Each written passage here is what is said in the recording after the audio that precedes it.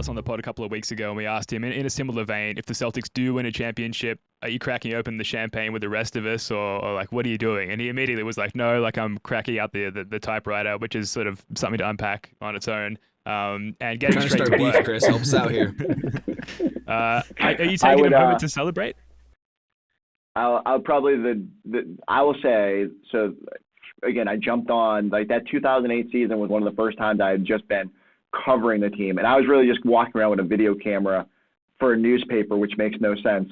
But we were just starting to dabble in like online video, and I'd write an occasional story, but like I was not a key part of the coverage. And that when I went to ESPN, it was 2010.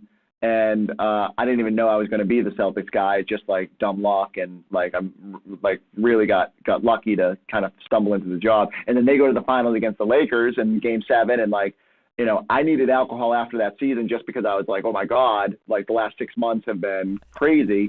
So I don't know if I would necessarily be popping champagne in celebration, but I would drink heavily when the season ended and try to reflect back and try to, you know, because it's crazy. Like, I took it for granted after 2008 and 2010. I was like, oh, this is just what we do every year. Like, we go to the NBA Finals. It's cool. And now I've been sitting here ever since, kind of like, man, it'd really be nice to go back to an NBA Finals and enjoy it. I will say this.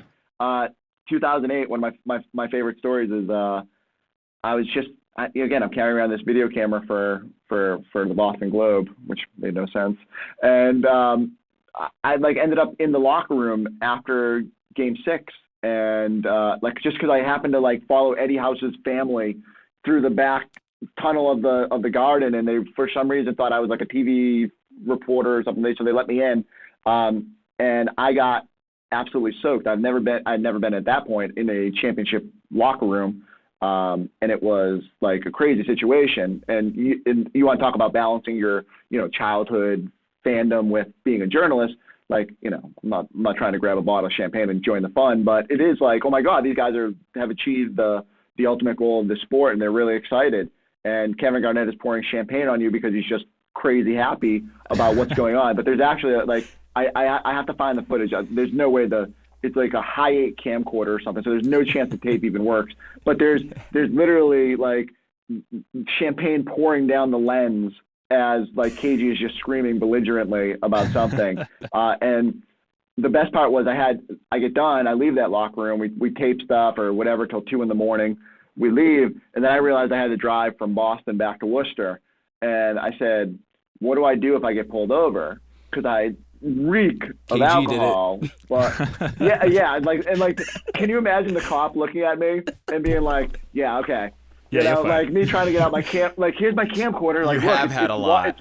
It's what, yeah, right? Exactly. I would have been sent to jail immediately.